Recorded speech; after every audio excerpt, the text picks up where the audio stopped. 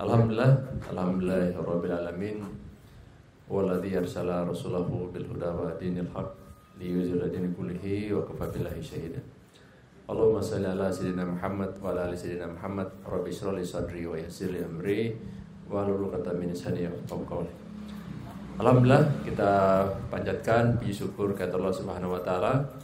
Salawat dan salam kita aturkan kepada junjungan kita baginda Nabiullah Muhammad sallallahu alaihi wasallam, pada keluarga beliau, para sahabat dan kita sekalian. Semoga kita semua bisa mendapatkan syafaatnya dan bisa bersama-sama dengan beliau. Baik, pada kesempatan ini kita berada dalam acara ngopi bareng mahasiswa. Dan kita sudah bersama dengan pembicara kita, Pak Haji Ibrahim Marsela MM. Beliau, kalau saya bisa katakan, manusia 3 dimensi. Kenapa saya katakan manusia 3 dimensi? Dimensi yang pertama, beliau itu adalah seorang birokrat senior. Jadi beliau ini sudah tamat urusan asam garam di dunia birokrasi. Yang kedua, beliau juga adalah seorang entrepreneur, gitu Pak ya. Jadi saya terinspirasi dengan apa yang beliau sering sampaikan itu, membeli masa depan dengan harga sekarang. Jadi kalau kita mau investasi yang menguntungkan, berguru sama beliau. Dan yang ketiga, beliau sekarang ini aktif di dunia pendidikan.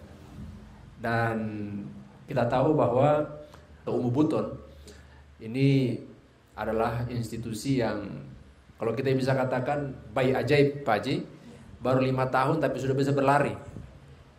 Kemarin saya takjub juga itu, keep-nya 5, tiba-tiba tambah 65. Ini luar biasa.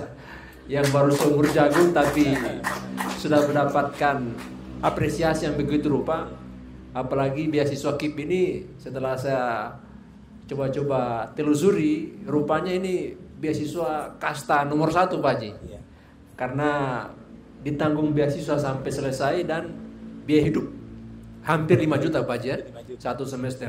Dan itu diperoleh oleh Ummu Buton yang baru berusia 5 tahun. Pada malam ini kita ada pada tanggal 7 November. Dan tema kita berkaitan dengan Bahtera Mas berlayar, Sultra maju, sehat, cerdas, lestari, dan mandiri. Jadi ini suatu tema yang sangat menarik untuk bisa membuka cakrawala berpikir kita, sehingga kita punya pandangan yang jelas terkait dengan Sulawesi Tenggara ini pada masa depan. Tentu kita bicara masa depan itu ada takarannya, ada ukurannya ya. Dan bicara masa depan, kita tentu harus bicara soal sejarah atau masa lalu. Karena masa lalu ini yang menjadi indikator untuk kita bisa melangkah ke depan. Bicara soal masa lalu, di sini telah hadir juga ada Pak Usman, mantan ketua DPRD Kabupaten Buton Selatan. Ya, ini beliau senior saya, guru saya. Beliau ini wartawan senior juga basicnya, jadi saya banyak berguru sama beliau, walaupun mungkin beliau tidak mengakui saya sebagai murid, tapi saya mengakui beliau sebagai salah satu guru saya. Nah baik, dan juga di sini saya lihat ada mahasiswa-mahasiswa yang luar biasa, yang tentu kita bicara Indonesia Emas 2045 ada di tangan mahasiswa yang ada sekarang. Baik Pak Haji, untuk bisa mengefisienkan waktu, saya persilakan Pak Haji untuk bisa memberikan kita gambaran terkait dengan tema kita malam hari ini, Bahtera Mas berlayar, Sultra maju, sehat, cerdas, lestari, dan mandiri. Setidaknya kata kuncinya adalah Bahtera Mas berlayar. Gimana Pak Haji melihat soal ini? Iya, terima kasih Pak Irwan. Pertama saya menyampaikan rasa syukur dan penghargaan yang setinggi-tingginya kepada sahabat saya Pak Irwan Sahamono selaku wartawan senior di Cape Town, dan malam ini hadir sebagai presenter dalam sebuah forum serialisasi atau tukar gagasan dan ide dalam rangka kita melihat masa depan Sulawesi Tenggara 5 tahun ke depan. Di dalam forum ini juga hadir adik-adik pengurus BEM, yang saya lihat ini ada ketua atau presiden BEM Universitas Muslim Buton. Juga mungkin ada beberapa pengurus BEM dari perguruan tinggi lain yang ada di wilayah kota Bau-Bau. Juga selamat malam Pak Usman, salah satu figur publik di wilayah Cape Town dan berdomisili di kota Bau-Bau. Malam ini kita akan membedah secara akademik tentang sebuah program yang dicanangkan oleh salah satu paslon yang ikut dalam konsultasi pemilihan gubernur 2024-2029. Tentu kedai kopi Profesor Umu Buton, jadi Pak Irwan, di tempat kita ini namanya kedai kopi Profesor Umu Buton. Iya. Tentu karena kita berharap bahwa penghuni Umu Buton, baik sebagai dosen, sebagai mahasiswa, sebagai tendik, tujuan akhirnya bagaimana mereka di kemudian hari bisa menjadi seorang intelektual di ujung sebagai profesor. Itu harapannya. Sehingga kedai ini adalah sebuah kata kunci yang akan menjadi motivasi bagi seluruh sivitas akademika di lingkungan Universitas Muslim Buton. Malam ini kita akan mencoba membedah secara akademik tentang sebuah strategi dan pendekatan pembangunan Sulawesi Tenggara yang disebut Bahatramas. Akronim dari Bahatramas ini adalah bangun kesejahteraan masyarakat menuju masyarakat yang sejahtera. Itu akronim dari Bahatramas. Sebuah strategi dan pembangunan, strategi dan pendekatan pembangunan yang berbasis kepada pelayanan dasar masyarakat. Mengapa saya sebut bahwa Bahatramas ini sebuah strategi dan pendekatan pembangunan yang berbasis pelayanan dasar masyarakat? Karena yang menjadi sasaran utama dari program ini adalah bagaimana meningkatkan pelayanan kesehatan dasar masyarakat, bagaimana meningkatkan pelayanan pendidikan dan kompetensi sumber daya manusia yang ada di Sulawesi Tenggara, baik sumber daya manusia di generasi Z, sumber daya manusia yang ada di dalam masyarakat, atau sumber daya manusia yang ada di dunia usaha, atau SDM yang ada di dalam pemerintahan. Kemudian yang berikut dalam kaitan dengan program Bahatramas adalah bagaimana melestarikan dan mengembangkan budaya daerah. Bagaimana melestarikan dan mengembangkan budaya daerah. Di Sulawesi Tenggara kita kenal bahwa ada 4 pilar. Ada 4 pilar penghuni Sulawesi Tenggara. Ada Buton, ada Muna, ada Kendari, dan kemudian ada Mornene. Tentu bicara tentang kebudayaan adalah menjadi sebuah identitas kita. sebuah identitas kita yang harus kita lestarikan dan harus kita kembangkan. Kemudian masalah berikut yang menjadi fokus daripada Bahtera Mas adalah terkait dengan penguatan ekonomi. Kalau kita bicara tentang ekonomi, tentu di Sulawesi Tenggara ada sektor pertanian, ada sektor peternakan, ada sektor perikanan. Intinya adalah lewat program Bahtera Mas, bagaimana bisa kita memperkuat agro perikanan, agro pertanian tanaman pangan, agro peternakan itu. Sehingga kita nanti berharap bahwa ke depan kita memiliki ketahanan pangan yang kuat. Kemudian yang disasar berikut dengan program Bahtera Mas adalah penguatan infrastruktur. Infrastruktur untuk menunjang atau membuka ruang-ruang ekonomi.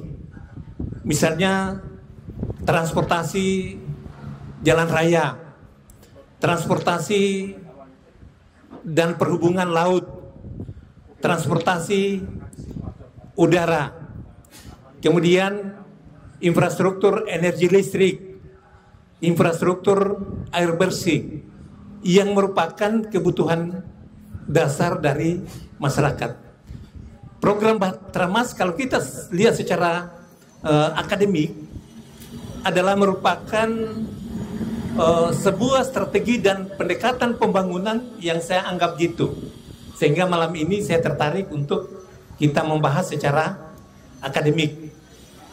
Di dalam program Bahtera Mas yang menjadi ciri utamanya, yang pertama, bahwa program ini sangat partisipatif, yaitu di dalam proses-proses membangun itu melibatkan seluruh komponen, seluruh lapisan masyarakat, mulai dari proses perencanaannya, proses pelaksanaannya, proses evaluasi dan pengendaliannya, itu melibatkan seluruh stakeholder di baik masyarakat, dunia usaha maupun birokrasi pemerintahannya, dan itu mengandalkan perencanaan dari bawah. Kemudian yang kedua, program Bahtera Mas ini adalah satu program yang sangat inklusif, memberikan perhatian khusus kepada seluruh lapisan masyarakat, termasuk mereka-mereka yang sangat rentan dengan keadaan, termasuk daerah-daerah yang terpencil. Bagaimana bisa kita berikan perhatian secara khusus, secara adil dan merata. Kemudian ciri yang berikut dari program Bahtera Mas adalah dalam rangka penguatan ekonomi, penguatan ekonomi masyarakat, mulai dari bagaimana akses peningkatan kompetensi daripada pelaku-pelaku ekonomi, bagaimana akses pasar dari produk-produk yang dihasilkan oleh masyarakat, bagaimana meningkatkan sumber daya pelaku-pelaku ekonomi, dan bagaimana meningkatkan keterampilannya.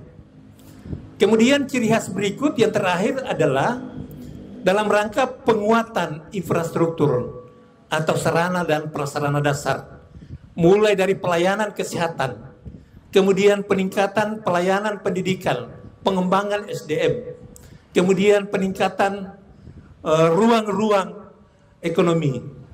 Jadi Bahtera Mas ini adalah sebuah strategi dan pendekatan pembangunan yang menurut saya secara akademik adalah sebuah pendekatan pembangunan yang betul-betul berbasis pada pelayanan dasar masyarakat. Terima kasih Pak Hirwati.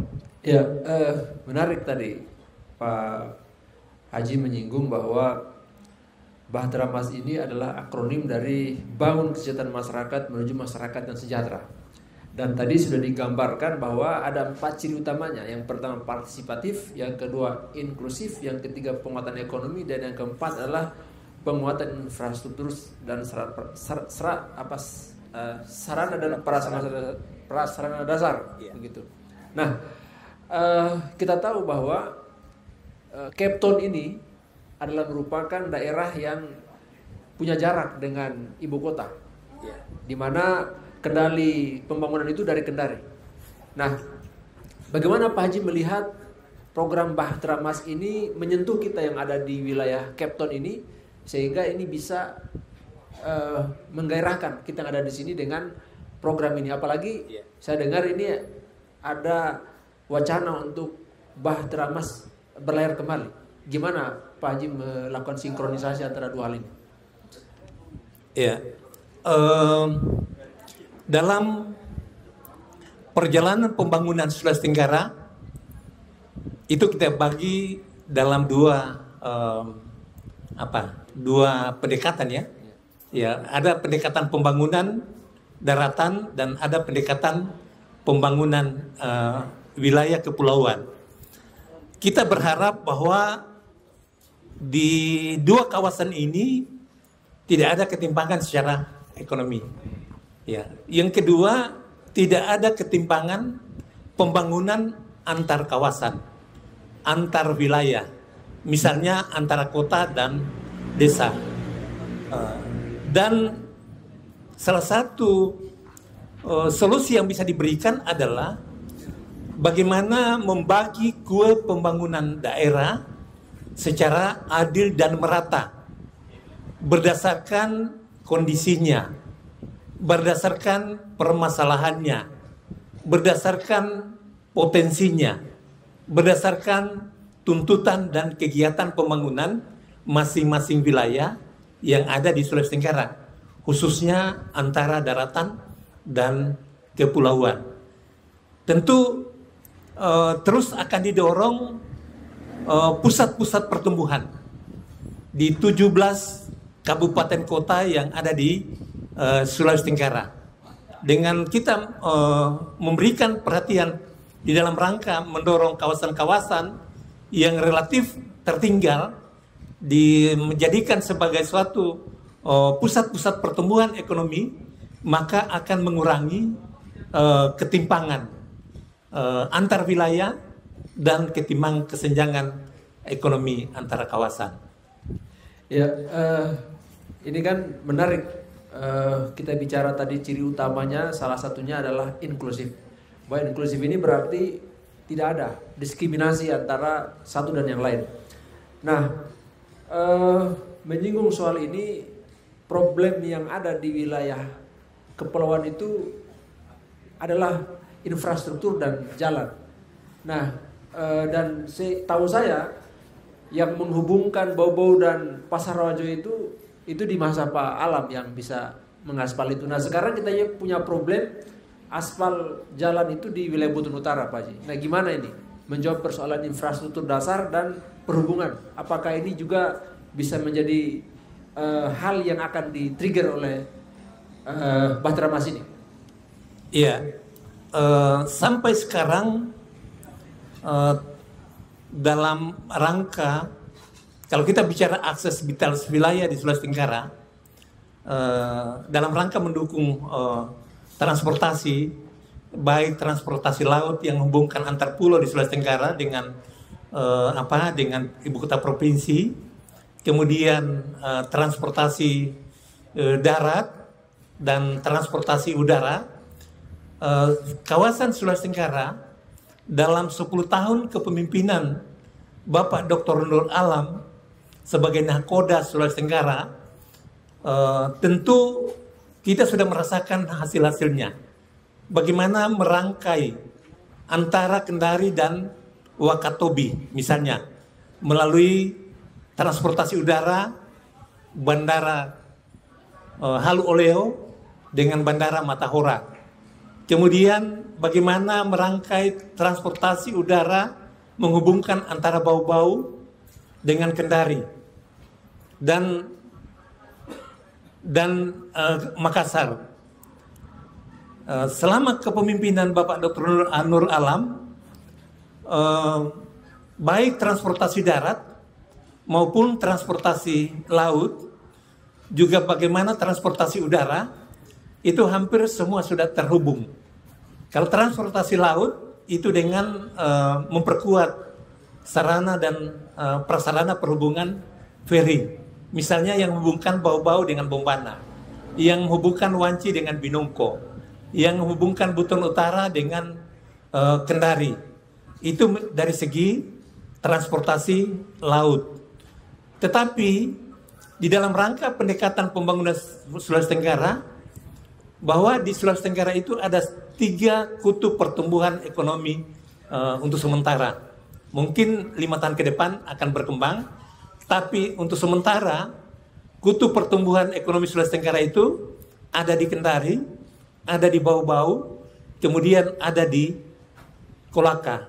Dan kita berharap bahwa terus didorong kutub-kutub pertumbuhan ekonomi, sehingga di dalam rangka untuk mengurangi kesenjangan ekonomi atau ketimpangan antar wilayah, sehingga semua kawasan di Sulawesi Tenggara itu bisa tumbuh dan berkembang secara seimbang.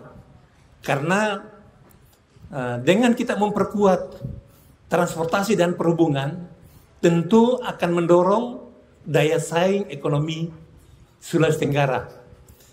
Sulawesi Tenggara saat ini sudah memainkan peran secara nasional dengan potensi sumber daya alamnya. Pak Nur Alam di tahun 2008 ketika kita merancang sebuah event namanya Halo Sultra. Jadi event itu namanya Halo Sultra. Di dalam Halo Sultra itu ada kegiatan pagelaran kesenian daerah secara besar-besaran yang melibatkan kabupaten kota se-Sultra.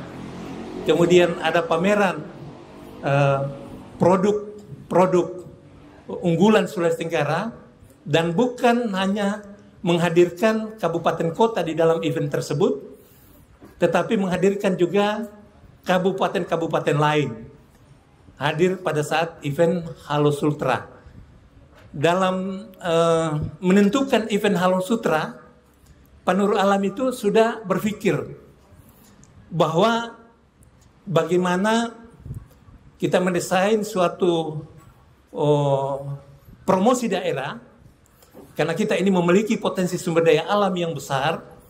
Maka saat itu Halo Sultra temanya itu brandingnya membangun Indonesia dari Sulawesi Tenggara. Dan di era kepemimpinan Pak Nur Alam lah, pada saat itu potensi sumber daya alam Sulawesi Tenggara terangkat semua. Baik yang ada di Buton, yang ada di Konawe sana, yang ada di Bombana, yang ada di Kolaka pada saat kepemimpinan beliau. Hanya beliau sangat hati-hati dalam mengeksploitasi sumber daya alam Sulawesi Tenggara. Sangat berhitung betul dengan akibat-akibat lingkungan yang ditimbulkan kalau kita mengeksploitasi secara ugal-ugalan tentang potensi tambang yang ada di Sulawesi Tenggara. Karena itu akan memberikan dampak lingkungan yang besar terhadap masyarakat sekitarnya. Oleh sebab itu pada saat itu beliau sudah tahu bahwa ada potensi tambang nikel di Kabupaten Buton, ada potensi tambang nikel di Kota Bau-Bau, ada potensi tambang nikel di Pulau Kobaena, ada potensi tambang nikel di Konawe dan Konawe Utara. Tetapi pada saat beliau di kepemimpinan periode pertama sangat hati-hati sekali di dalam memutuskan bagaimana mengeksploitasi sumber daya alam ini. Karena kita berharap bahwa dari potensi sumber daya alam yang dimiliki oleh Sulawesi Tenggara itu dapat memberikan daya sebar yang luas, dapat memberikan income per kapita dari masyarakat Sulawesi Tenggara. Jangan dari eksploitasi sumber daya alam itu hanya memberikan dampak negatif kepada masyarakat. Tetapi bagaimana masyarakat sekitar dapat menikmati secara ekonomi, dapat terlayani pendidikannya, dapat terlayani kesehatannya, dapat terlayani ekonominya dengan baik dari eksploitasi sumber daya alam. Sehingga sebetulnya dalam konsep Bahtera Mas yang menjadi panduan utama, titik tolak utama dalam program Bahtera Mas itu adalah Bahtera Mas pendidikan dan pengembangan sumber daya manusia Sulawesi Tenggara. Ya, kita mengeksploitasi sumber daya alam kalau tidak didukung dengan kompetensi atau keterampilan yang memiliki sumber daya manusia Sulawesi Tenggara, maka pada akhirnya kita hanya menonton. Kita hanya menonton. Dan yang bisa kita dapatkan adalah kerusakan lingkungan akibat pengelolaan SDM yang ugal-ugalan, yang tidak terkendali. Oleh sebab itu, maka kita di Sulawesi Tenggara melalui program Bahtera Mas ini, kita berharap bahwa yang menjadi prioritas utama adalah bagaimana meningkatkan sumber daya manusia atau sumber daya manusia yang ada di dalam masyarakat, sumber daya manusia dalam generasi muda, sumber daya manusia di dalam birokrasi pemerintahan, sumber daya manusia dalam pelaku-pelaku ekonomi. Ya, dengan kita memiliki kekuatan sumber daya manusia, maka di dalam rangka mengeksploitasi sumber daya alam kita dapat memberikan nilai tambah yang besar untuk kepentingan daerah ini. Dan ingat, dengan Bahtera Mas ini tentu juga sudah membaca bahwa potensi sumber daya alam Sultra itu depositnya terbatas. Depositnya terbatas, misalnya aspal beton, misalnya tambang nikel, misalnya tambang emas, dan lain-lain sebagainya. Itu punya deposit yang terbatas, yang tidak mungkin selamanya bisa digunakan untuk kepentingan pembangunan daerah. Banyak negara atau banyak daerah yang punya potensi sumber daya alam, tapi dia tidak bisa berkembang, tidak bisa mengalami lompatan-lompatan dalam akselerasi pembangunannya. Banyak contoh. Tetapi sebaliknya, banyak daerah-daerah yang tidak memiliki sumber daya alam yang kuat, banyak negara-negara yang tidak memiliki sumber daya alam, tetapi karena memiliki potensi sumber daya manusia yang kuat, maka daerah itu bisa tumbuh dan berkembang secara berkelanjutan. Ya. Oleh sebab itu, salah satu prioritas utama dari Bahtera Mas ini adalah bagaimana meningkatkan kapasitas, kompetensi manusia, sumber daya manusia yang ada dalam masyarakat, yang ada dalam birokrasi, yang ada dalam generasi muda melalui Sultra Cerdas. Sultra Cerdas. 10 tahun kepemimpinan Bapak Nurul Alam, ada berapa banyak, ada puluhan, ada berapa ribu anak-anak yang kurang mampu secara ekonomi dibiayai melalui APBD untuk program sarjana. Ada berapa ribu anak-anak Sulawesi Tenggara yang dibiayai melalui Sultra Cerdas untuk melanjutkan pendidikan di program magister. Ada berapa banyak anak-anak Sulawesi Tenggara yang melanjutkan pendidikan tinggi ke program doktoral melalui Sultra Cerdas. Dan ini tentu terus akan dilanjutkan komitmen ini. Yang berikut adalah terkait dengan peningkatan pelayanan kesehatan dasar masyarakat. Ya, tentu kita berharap melalui program Bahtera Mas, bagaimana Kota Kendari dan Kota Bau-Bau menjadi pusat rujukan, terutama pada masyarakat-masyarakat yang mengalami penyakit kronis. Tidak perlu harus ke Makassar, karena sudah ada rumah sakit Bahtera Mas yang cukup representatif. Dia memiliki tenaga medis dan paramedis yang kuat. Nah, apakah implementasinya ini akan dilakukan sama seperti yang lalu, ataukah akan ada peningkatan dari segi jumlah penerima dan sebaran mahasiswa yang akan diberikan bantuan ini, Pak Haji? Kan kita tahu sekarang jumlah perguruan tinggi semakin banyak dan mahasiswa juga semakin tinggi begitu. Apakah akan ada peningkatan atau gimana dari aspek kuantitasnya? Ya, saya kira kita bicara agak politis sedikit ya. Ya, tadi kan kita membedah secara ekonomi. Dalam 6 bulan terakhir, Pak Nur Alam dengan Ibu Tina itu sudah hampir seluruh kawasan kecamatan, pedesaan sudah mengunjungi dalam 6 bulan terakhir ini. Pertemuan yang dilakukan beliau itu sudah hampir 300 titik.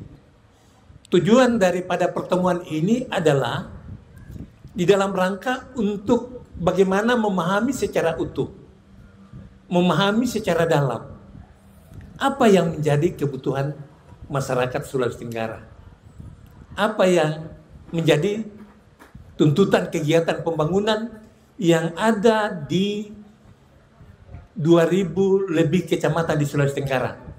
Itu yang pertama.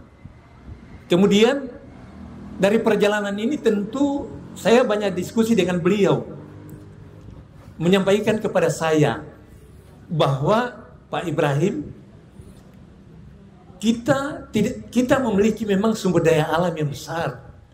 Kalau dibanding dengan Sulawesi Selatan, kitalah yang lebih kaya. Dari Sulawesi Selatan, dari Sulawesi Tengah, dari Sulawesi Utara, kitalah yang paling kaya. Ya. Tapi jangan lupa bahwa potensi sumber daya alam kalau kita eksploitasi secara besar-besaran itu punya jangka waktu tertentu.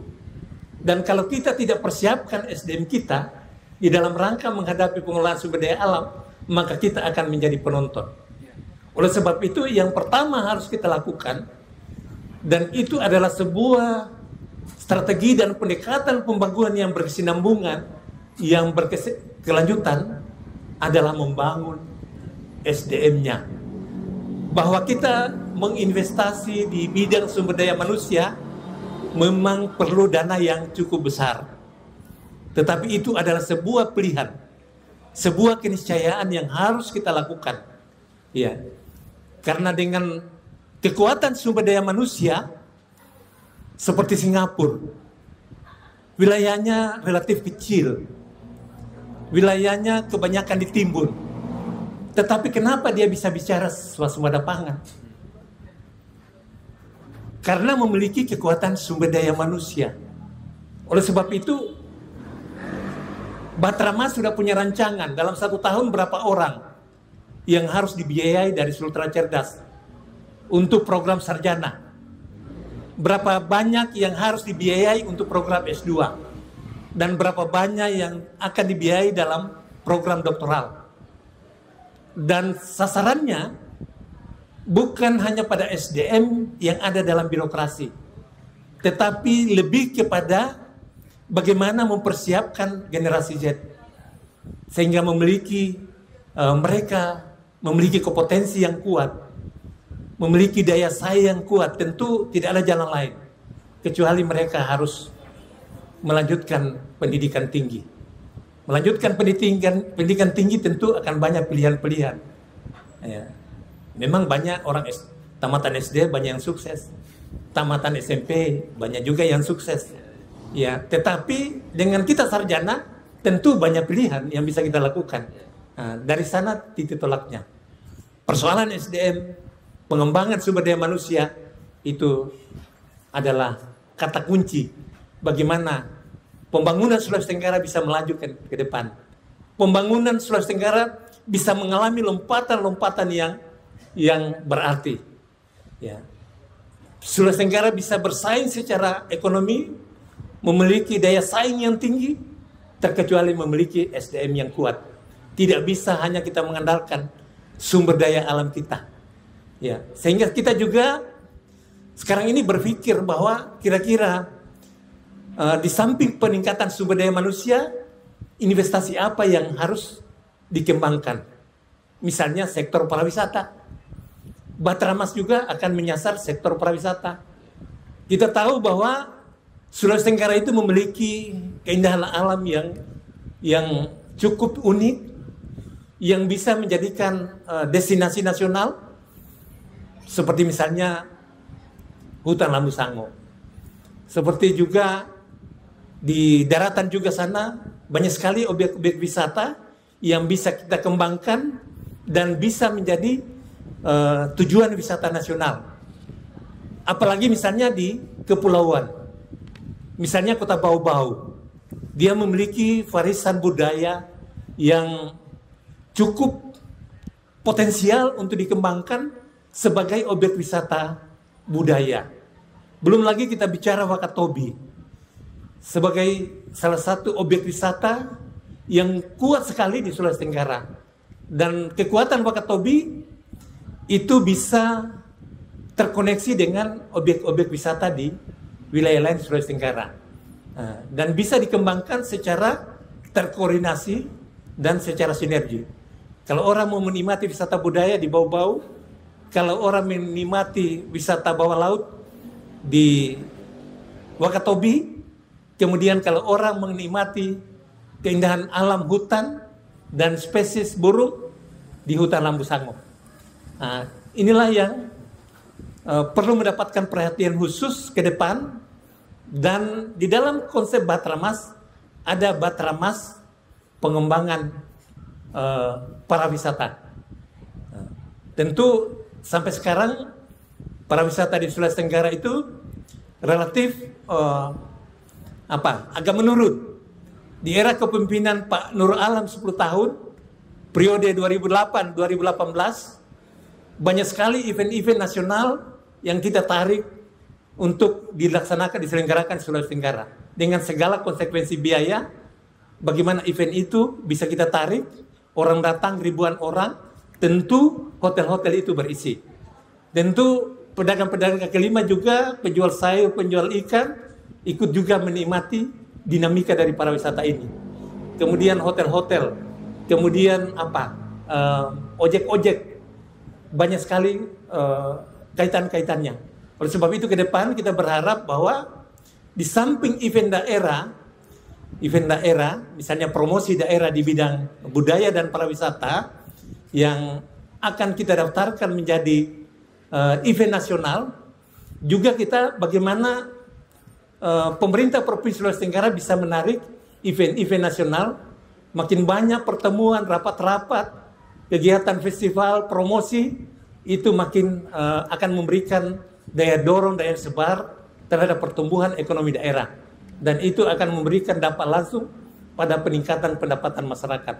Hotelnya hidup, ojeknya hidup, ina-ina penjual sayur hidup, ina-ina penjual ikan hidup, karena mereka butuh makan. Dia butuh transportasi, dia butuh nginap. Ya, saya kira itu Pak Irwan. Ya, ini saya kira sudah menjawab keresahan kita semua Pak Haji. Tadi disinggung bahwa Batramas ini adalah merupakan masa depan Sultra, dan juga disinggung bahwa desainnya ini adalah Sultra punya peran secara nasional. Maka yang mesti dijadikan titik sentuh akupunturnya itu adalah sumber daya manusia. Nah, jadi ini terjawab bahwa mungkin kita selama ini terlalu orientasinya pada sumber daya alam, akhirnya kita abai dengan sumber daya manusia. Dan kita selama ini mungkin terkooptasi bahwa yang disebut membangun itu kalau infrastruktur Pak. Iya. SDM itu bukan pembangunan. Iya. Alhasil ketika Prabowo kemarin merancang kabinetnya yang jumlahnya gemuk dan bertambah, tidak ada orang Sulawesi Tenggara. Iya.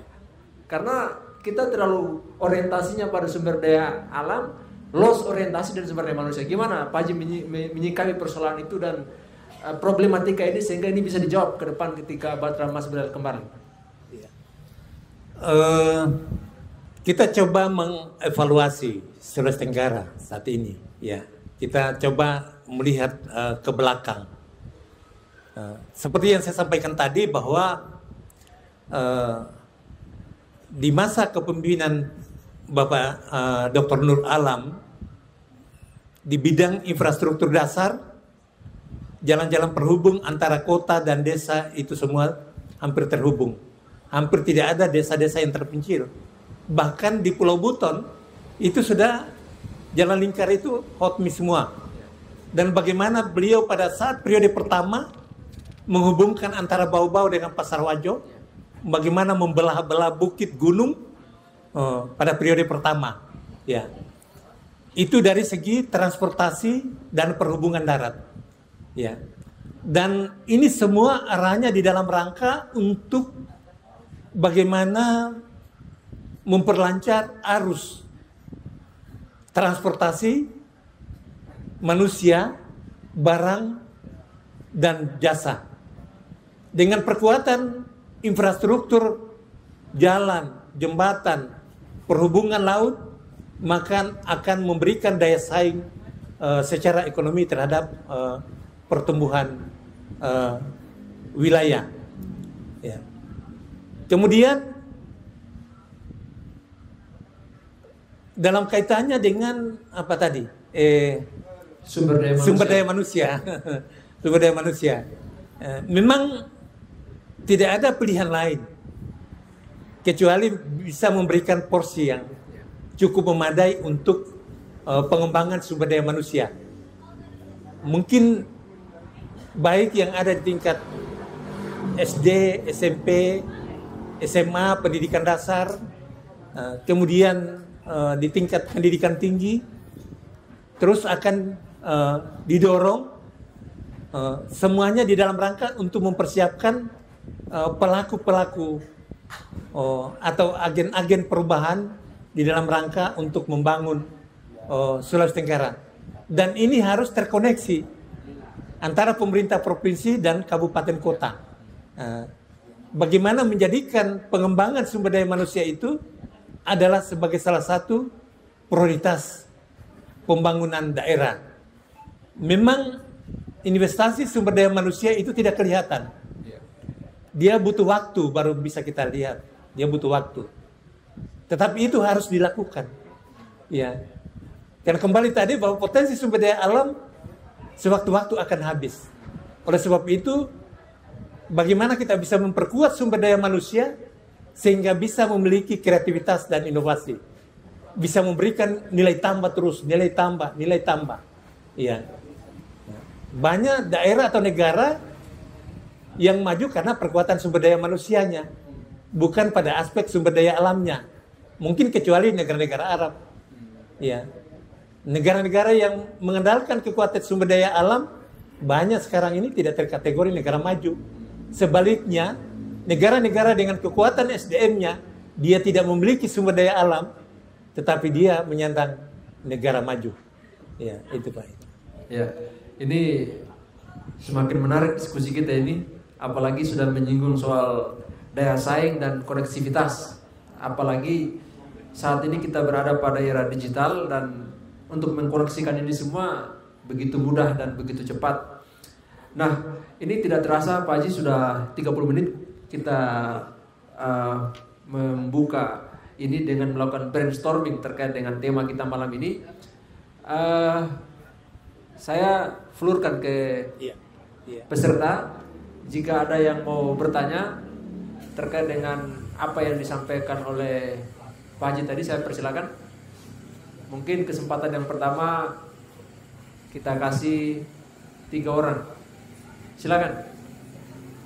Yang mau bertanya. Baik, bismillahirrahmanirrahim. Assalamualaikum warahmatullahi wabarakatuh. Waalaikumsalam. Terima kasih untuk moderator atau presenter pada malam hari ini, dan juga Bapak Ibrahim Marcella sebagai pemateri dan juga Ketua Yayasan Universitas Muslim Buton.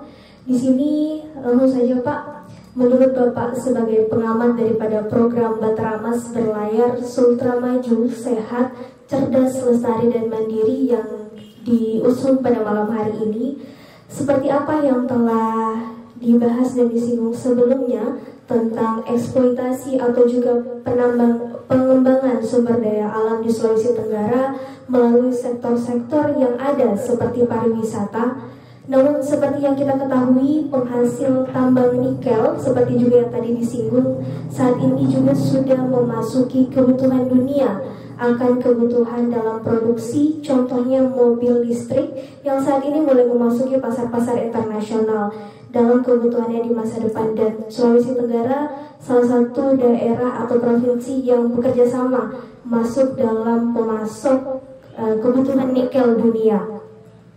Sementara dari banyaknya keuntungan tersebut, kerugian pun ikut menyertai, yaitu dampak limbah dari penambangan tersebut. Jadi yang ingin saya tanyakan adalah sebagai Bapak pengamat daripada program pada malam hari ini yang digagas, kira-kira solusi apa yang bisa diberikan sehingga dari pihak masyarakat, lingkungan dan juga pariwisata tidak diberi dampak negatif dari penambangan tersebut. Baik, terima kasih. Saya kembalikan kepada moderator.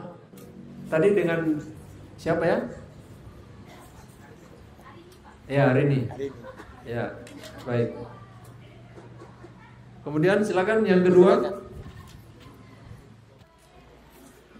Bismillahirrahmanirrahim. Assalamualaikum warahmatullahi wabarakatuh. Selamat malam. Kebetulan nama saya sama persis dengan presenter Irwan juga. Apa yang kita dengarkan pada malam hari ini, saya rasa ini adalah cakrawala berpikir yang cukup luar biasa, di mana kita mendengarkan Pak Dr. Andus Haji Ibrahim Marsela, Magister Manajemen, mencoba kemudian mengelaborasi setiap titik-titik cara berpikir salah satu paslon kita. Sebagaimana dikatakan tadi bahwa salah satu ciri daripada program Bahtera Mas Berlayar adalah inklusif dari segi pendidikan.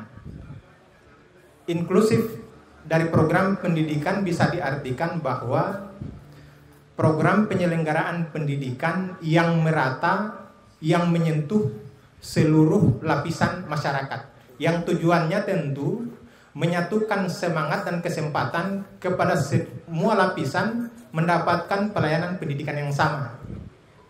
Yang ingin saya tanyakan,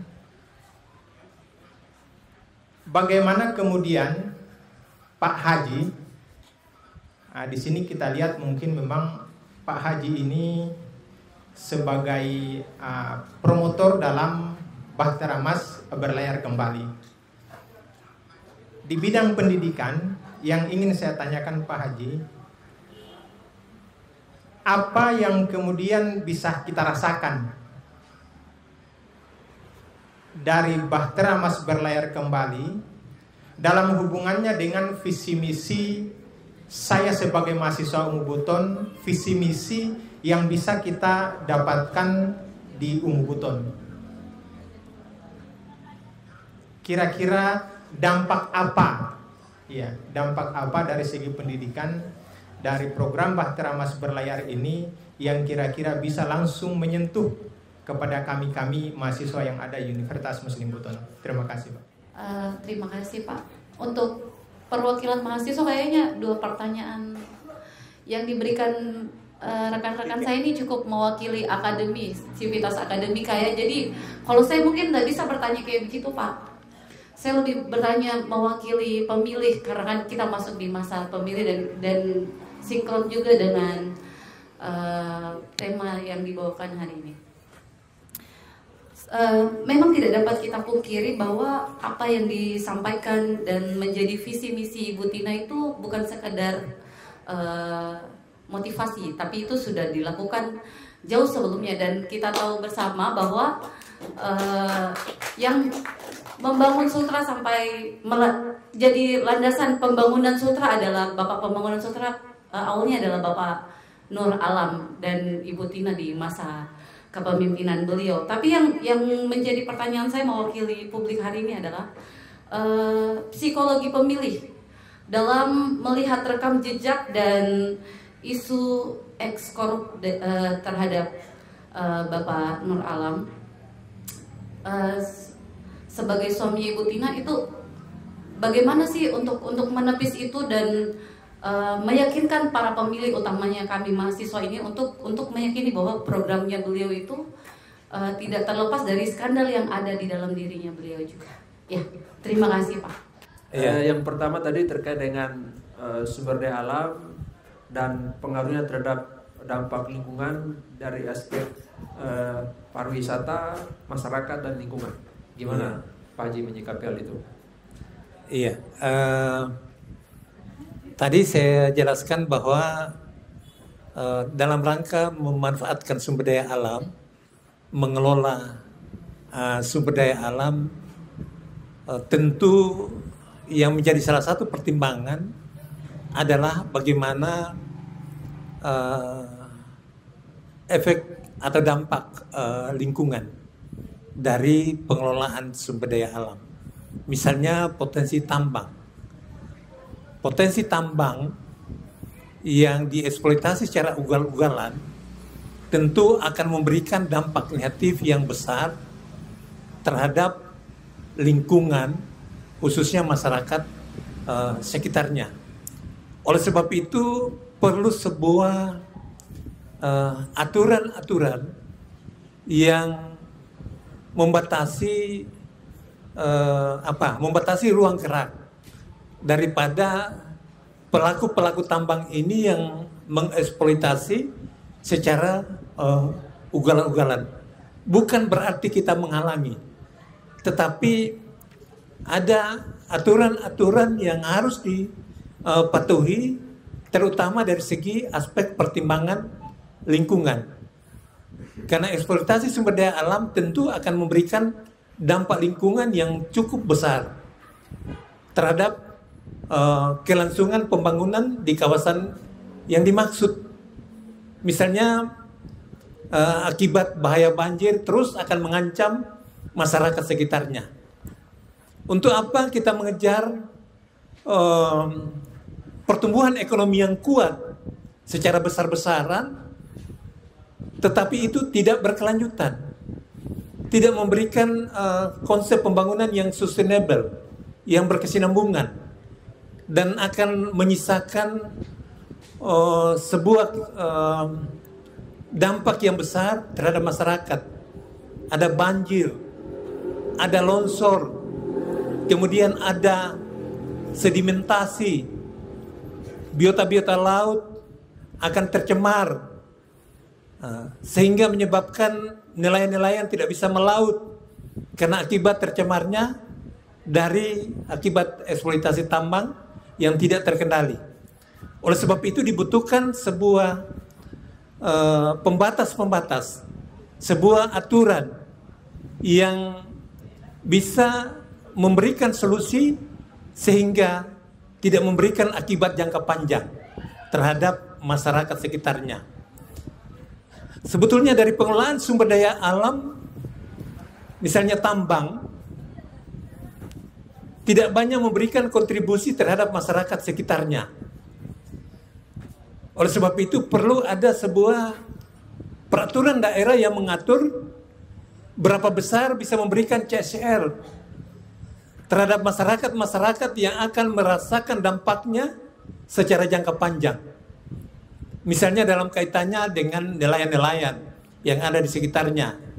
Dia tercemar pada saat musim hujan, semua kuning lautnya, dan menyebabkan biota-biota laut dan menyebabkan mereka tidak bisa memancing. Itu sebetulnya yang menjadi salah satu pertimbangan yang harus dilakukan dari eksploitasi tambang. Memang Sultra itu memang cukup besar potensinya di seluruh Indonesia. Dan ini bisa kalau dikelola secara baik, diolah secara baik, dengan aturan-aturan yang jelas, punya batasan-batasan yang jelas, dan bisa memberikan kontribusi terhadap masyarakat, saya kira itu tidak ada masalah.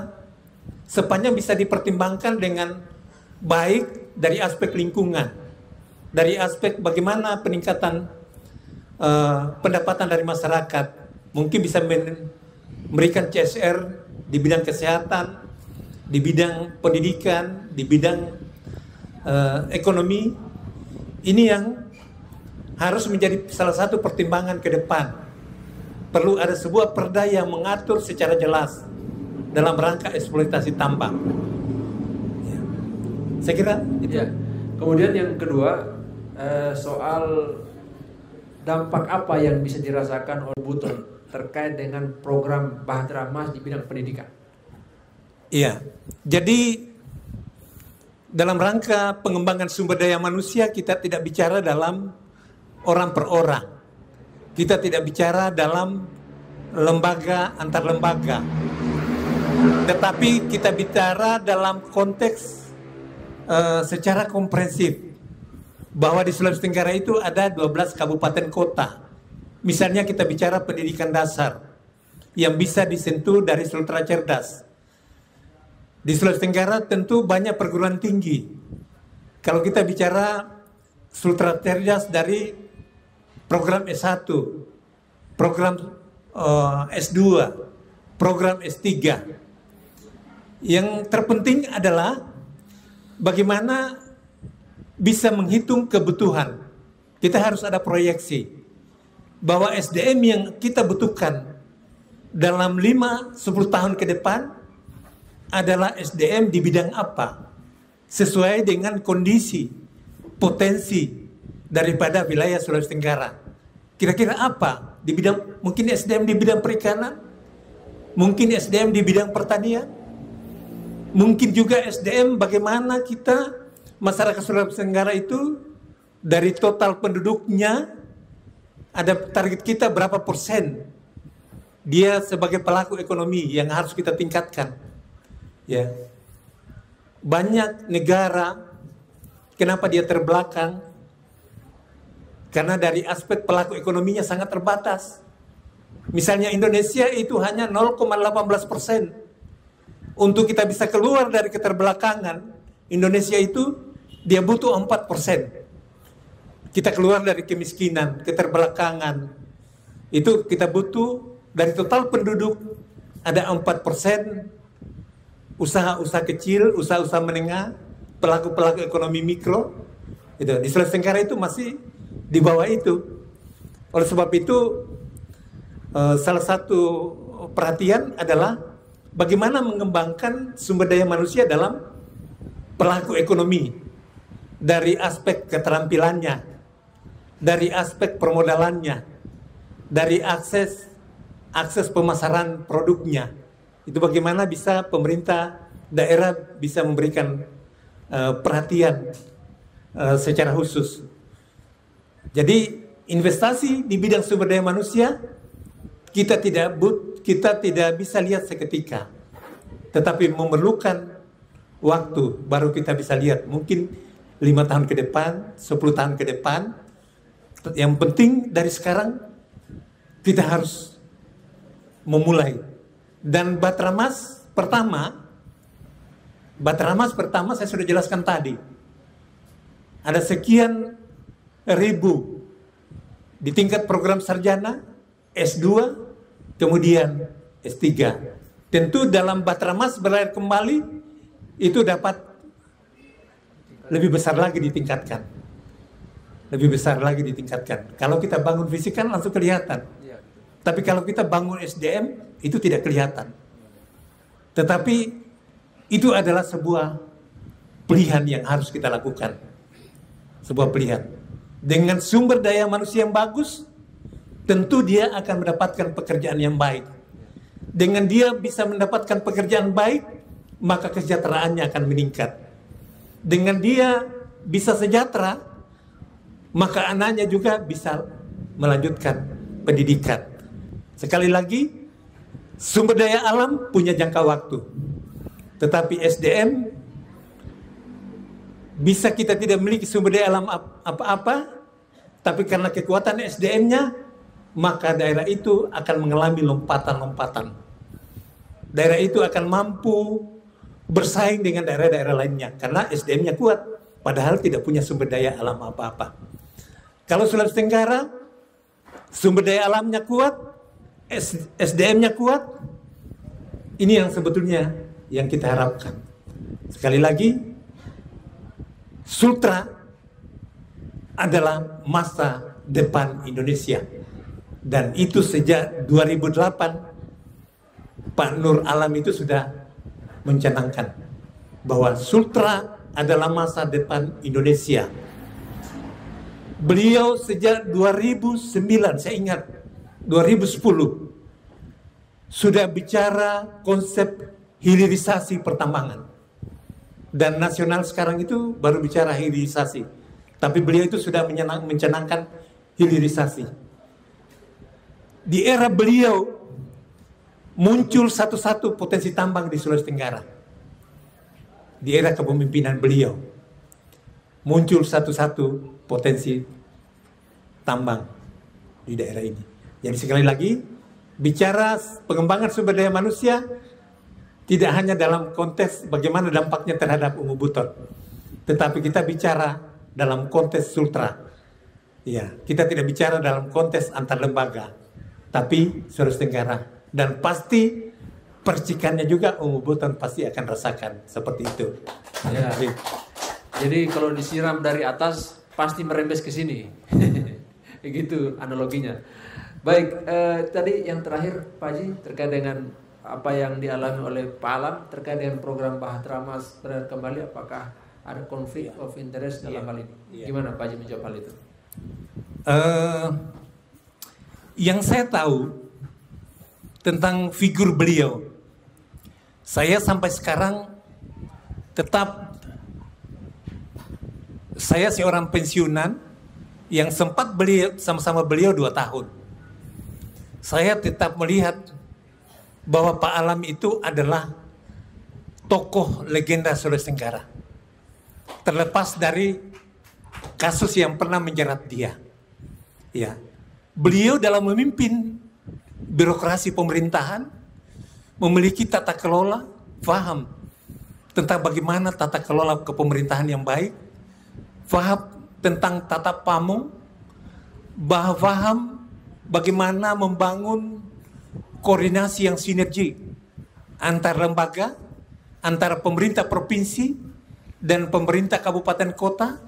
Dan di era beliaulah yang terlalu sering rapat koordinasi pembangunan dengan para bupati, kepala daerah, antar dinas, rapat koordinasi tugas-tugas kemasyarakatan, pemerintahan di era beliau. Ya. Adapun kasus yang menjerat beliau kan diputus 12 tahun. Diputus 12 tahun. Dia mencari terus keadilan selama proses itu. Tiba-tiba tidak ada kerugian negara, akhirnya beliau dilepas. Itu yang harus bisa saya jelaskan kepada kita semua. Berarti beliau tidak bersalah. Karena yang disangkakan itu adalah dihitung kecoa, ada berapa banyak kecoa yang mati. Ada berapa banyak kera yang mati. Ada berapa banyak rumput-rumput yang hilang dari atas lahan. Di atas lahan itu. Dan bukan beliau yang menikmati itu. Dan ternyata calon gubernur kita Ibu Tina Nur Alam setelah melalui proses seleksi, dialah yang paling bersih di antara semua calon-calon. Tepuk tangan dulu. Ya, jadi itu tadi penjelasan dari Pak Haji. Saya kira ini supaya membuka cakrawala kita semua dan ini bisa menjawab hal-hal yang selama ini bersiliweran terkait dengan yang selama ini mengupas terkait dengan sosok Pak Alam, Ibu Tina Nur Alam dan program Bahtera Mas berlayar kembali. Nah, saya kira masih kita membuka waktu ini Pak Haji untuk bisa bertanya.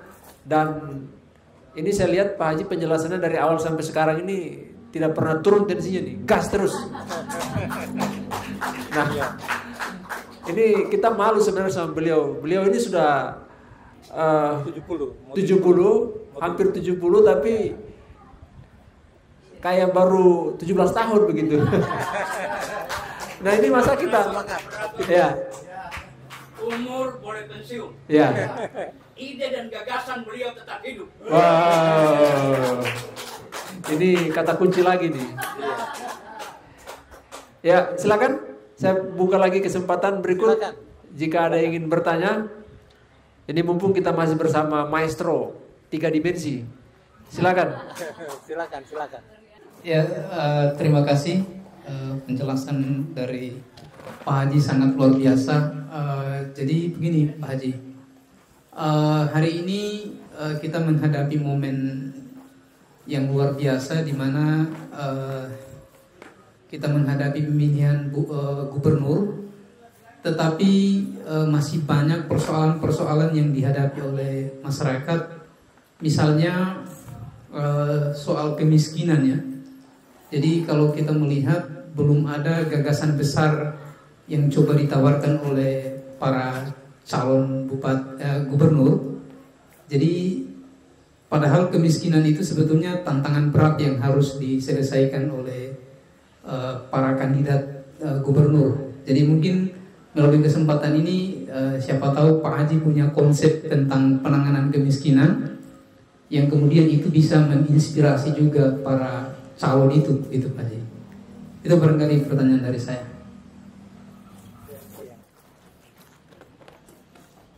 Bismillahirrahmanirrahim. Assalamualaikum warahmatullahi wabarakatuh. Ini tadi saya menyimak pemaparan dari Pak Haji. Ini jujur luar biasa sekali Pak Haji. Dari konsep kemudian ide gagasan yang ditawarkan, ini saya melihat dari kacamata saya pribadi, ini sepertinya semua hanya ada di Ibu Tina ini Pak Haji. Nah ini bukan, mohon maaf ya, ini bukan saya, ini dari kacamata saya sendiri Pak Haji. Nah kemudian Pak Haji, saya tertarik ingin melihat tentang kondisi ekonomi yang saat ini tengah terjadi di Provinsi Sulawesi Tenggara Pak Haji. Nah baru-baru ini saya pernah melihat data yang ditunjukkan dari BPS Pak Haji. Dari BPS itu dia menunjukkan bahwa memang betul di Sulawesi Tenggara ini terjadi pertumbuhan ekonomi. Tetapi di lain sisi angka kemiskinannya juga ini ikut meningkat Pak Haji. Nah, hal ini menjadi ironi karena seharusnya apabila suatu daerah ini terjadi pertumbuhan ekonomi, maka hal ini harusnya menunjukkan terjadinya juga peningkatan pendapatan masyarakat. Tetapi di Provinsi Sulawesi Tenggara ini terbalik Pak Haji. Terjadi peningkatan ekonomi, tapi kemiskinan juga ikut meningkat. Nah, tadi Pak Haji sudah memaparkan bahwa salah satu alasannya adalah mengenai pertambangan, dan hal ini saya sepakat sekali Pak Haji. Nah, olehnya ini saya ingin Pak Haji tolong hari ini, dan semoga ini disaksikan juga oleh banyak pihak ya.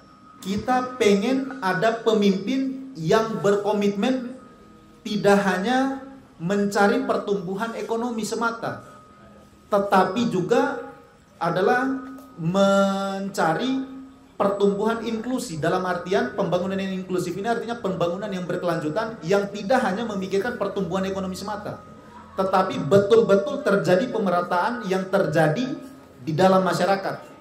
Nah, kemudian saya juga meminta sama Pak Haji alasan kenapa Bu Tina itu adalah sosok yang paling cocok menjadi penerus yang bisa menyelesaikan berbagai macam persoalan yang saat ini dihadapi oleh Provinsi Sulawesi Tenggara. Saya rasa itu saja Pak Haji.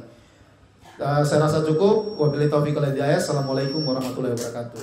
Assalamualaikum warahmatullahi wabarakatuh. Waalaikumsalam. Menarik Sulawesi Tenggara.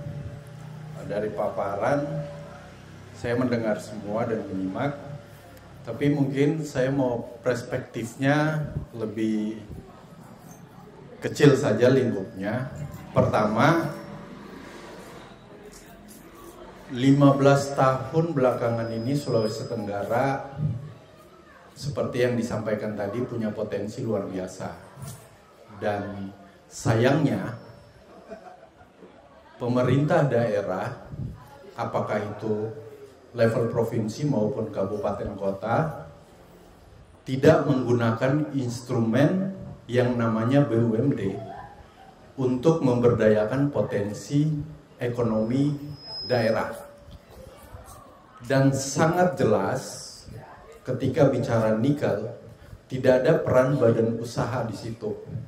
Yang konteksnya bukan hanya sekedar kita mencari retribusi, tapi lebih membuka ruang pergerakan masyarakat untuk mendapatkan sumber daya kekuatannya melalui produktivitas. Apakah dia nanti terlibat di dalam BUMD atau ikut terlibat dalam kegiatan-kegiatan yang sepenuhnya tidak dilepas kepada swasta murni, tetapi dikawal. Karena masyarakat kita, apapun alasannya, tidak bisa dilepas oleh kekuasaan. Pasar bebas boleh, tetapi daya saing masyarakat tidak bisa dilepas 100%, terkecuali kalau masyarakat kita rata-rata sudah punya penghasilan ratusan miliar. Biarkan saja kita seperti negara maju. Fakta negara maju pun, negaranya pasti melakukan intervensi untuk membackup masyarakat di level bawah.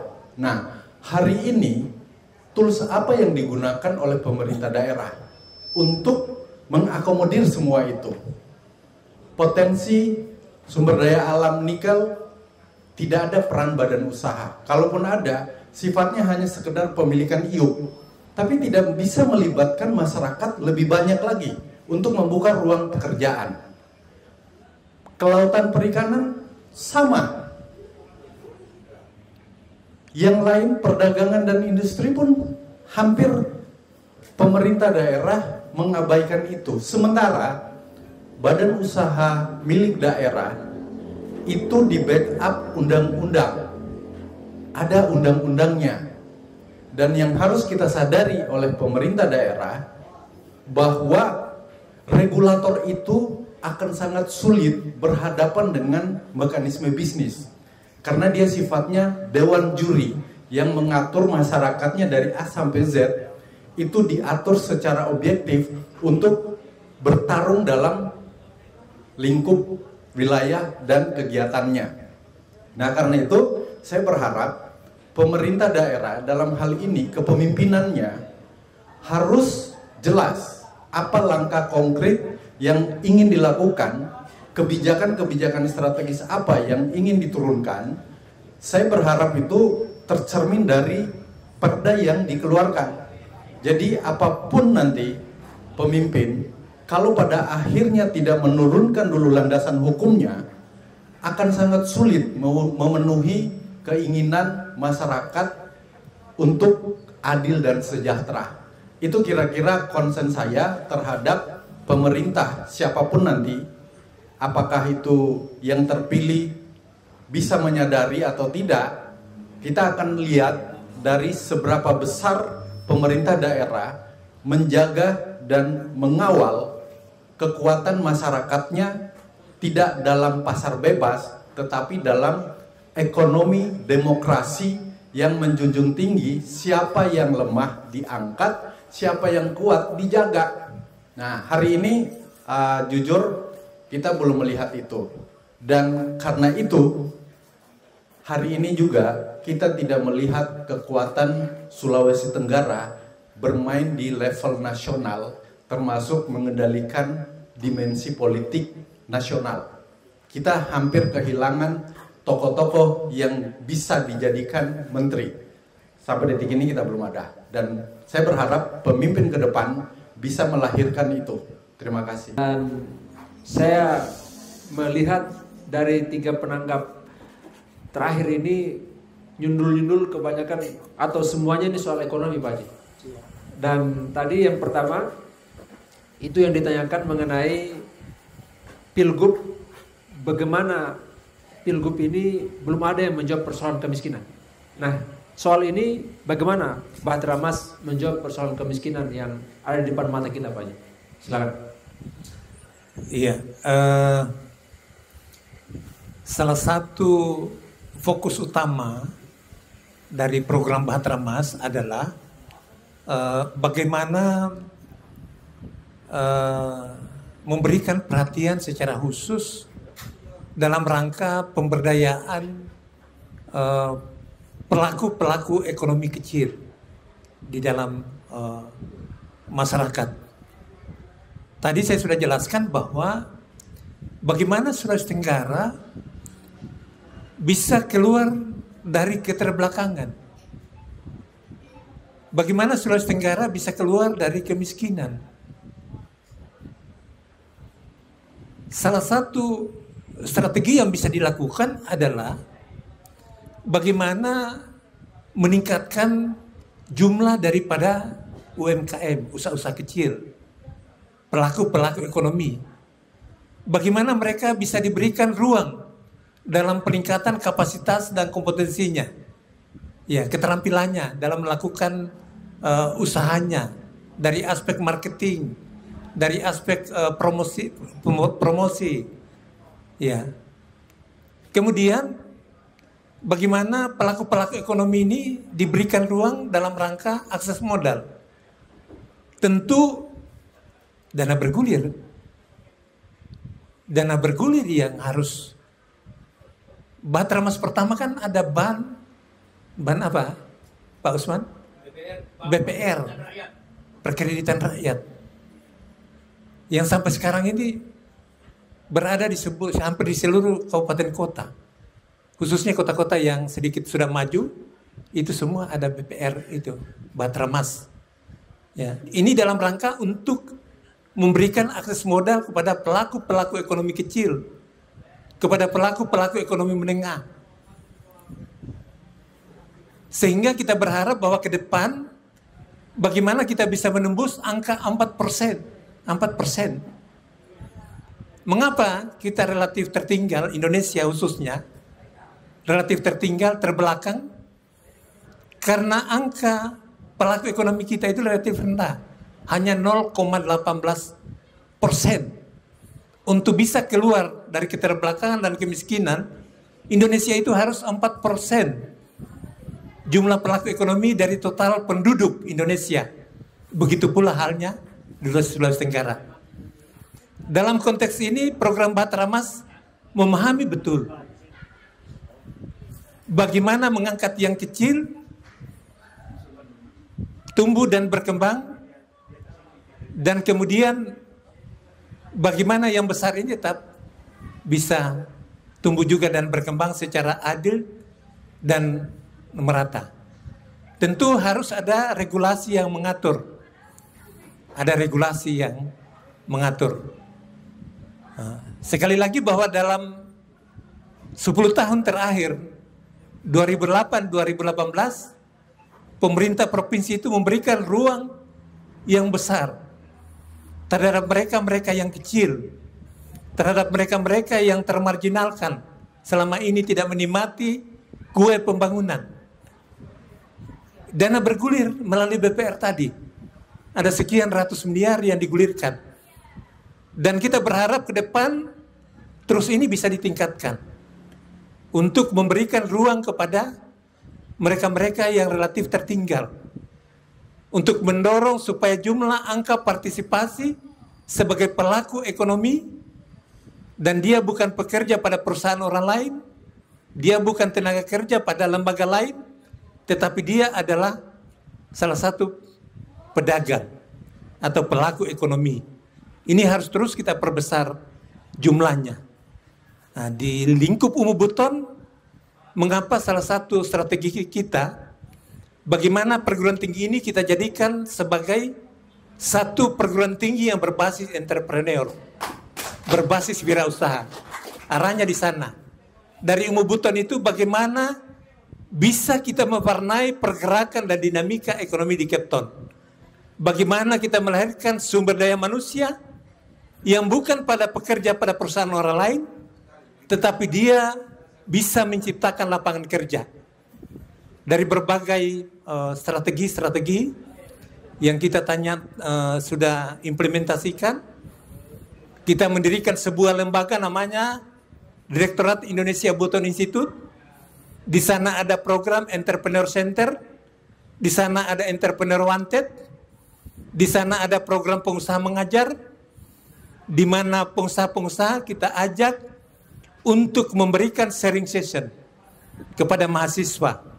Mereka bercerita pengalaman mereka, ada berapa kali gagal, sampai mereka bisa berhasil sekarang. Itu terus akan kita dorong. Tetapi dalam konteks pemerintah Provinsi Sulawesi Tenggara, tentu ini akan menjadi satu perhatian khusus. Ya, Bahtera Emas ekonomi. Bagaimana kita bisa tumbuh secara mandiri masyarakat Sulawesi Tenggara.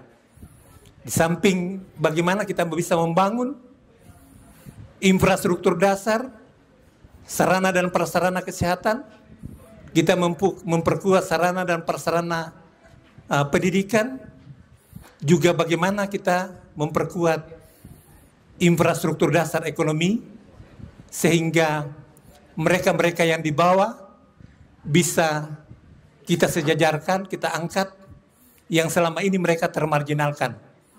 Tentu dengan akses modal, karena mereka tidak punya kapasitas mendapatkan sumber dana dari perbankan. Dia tidak punya jaminan. Dia tidak punya jaminan untuk bisa mendapatkan modal dari bank. Oleh sebab itu perlu dibuka ruang yang besar melalui APBD.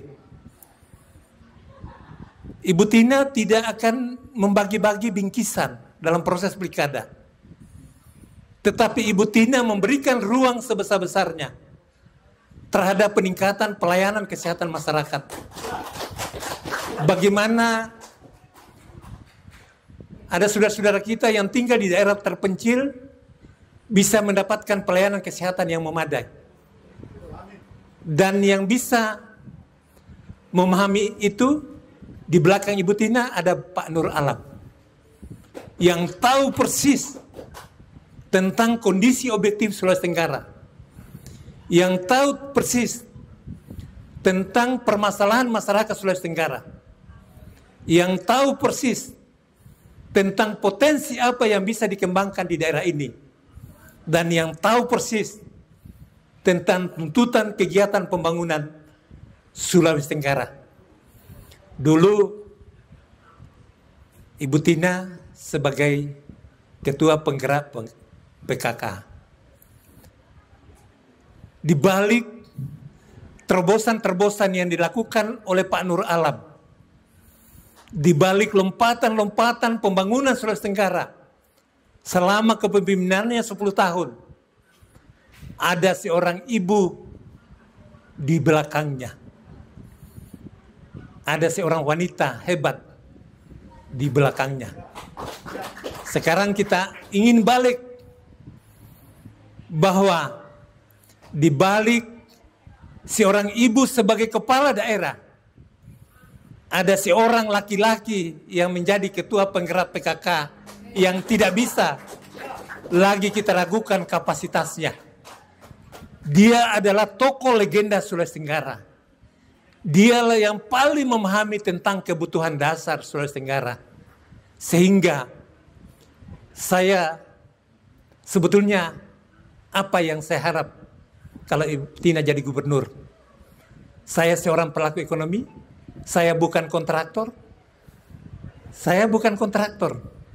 Tetapi kenapa saya tegak lurus memperjuangkan agar Ibu Tina bisa sukses duduk sebagai gubernur Sulawesi Tenggara?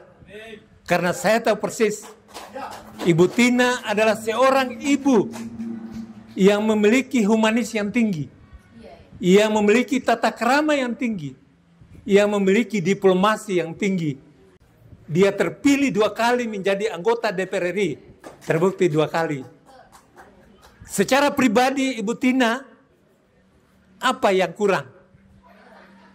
Secara pribadi apa yang kurang dari Ibu Tina? Ya, anaknya semua sudah jadi, mantan istri gubernur 10 tahun, anggota DPR RI terpilih 2 periode. Dia melepas sebagai anggota DPR RI karena ingin kembali dekat dengan masyarakat Sulawesi Tenggara. Dia tidak bisa mengeksekusi sesuatu sesuai dengan apa? Harapan-harapan yang kalau dari Jakarta agak sulit. Tapi kalau dia sebagai gubernur, bisa dia mengeksekusi langsung. Persoalan pelayanan kesehatan, persoalan pelayanan pendidikan dan pengembangan SDM, persoalan kemandirian ekonomi Sulawesi Tenggara, persoalan pembangunan infrastruktur dasar Sulawesi Tenggara, ya. Dan gubernur tentu kita berharap adalah orang yang berpengalaman. Tidak harus orang yang baru coba-coba. Waktunya untuk jadi gubernur itu hanya 5 tahun. Kalau jadi gubernur, orang yang tidak paham tentang kondisi, potensi, permasalahan dan tuntutan kegiatan Sulawesi Tenggara, 2 tahun itu masih merumuskan program. Berarti hanya sisa 3 tahun. Apa yang bisa dia lakukan? Tetapi kalau Ibu Tina jadi gubernur, sejak tahun pertama, sudah tahu ini yang harus saya lakukan, ini yang harus saya eksekusi. Itu yang dapat saya sampaikan. Kita lanjut Pak Haji, masih ada 2 soal lagi. Tadi disebutkan bahwa kita punya pertumbuhan ekonomi Pak Haji. Dengan potensi sumber daya alam kita yang melimpah, namun di sisi lain kita tidak melakukan pemerataan. Karena pertumbuhan ekonomi itu rupanya belum bisa menjawab persoalan kemiskinan yang masih terjadi. Nah, kira-kira seperti apa yang bisa dilakukan oleh program Bahtera Mas Beral Kembali ini untuk bisa tidak hanya melakukan pertumbuhan ekonomi, tapi juga pemerataan ekonomi, sehingga itu bisa dinikmati oleh seluruh masyarakat Sulawesi Tenggara. Gimana Pak Haji? Dalam ekosistem pembangunan Provinsi Sulawesi Tenggara, tentu ada 17 kabupaten yang akan menjadi kelompok sasaran, mengarahkan kue-kue pembangunan yang ada dalam APBD provinsi. Ya, banyak sektor yang harus dibiayai. Tetapi dari sekian banyak sektor, kira-kira apa yang paling prioritas? Itu dulu yang harus kita lihat. Kalau persoalan kesenjangan ekonomi, kemiskinan dan keterbatasan, itu masalahnya, maka kue pembangunan itu harus diarahkan secara adil dan merata berdasarkan prioritas pembangunan daerah. Ya. Dan strategi dan pendekatan pembangunan Bahtera Mas, bangun kesejahteraan masyarakat menuju masyarakat yang sejahtera, itu berbasis pelayanan dasar, berpihak kepada masyarakat, khususnya masyarakat lapis bawah. Bagaimana mengangkat mereka-mereka yang kurang beruntun, mereka-mereka yang kecil sehingga tumbuh dan berkembang sejajar dengan mereka-mereka yang relatif sudah memadai ekonominya. Itu. Sehingga di dalam rangka untuk bagaimana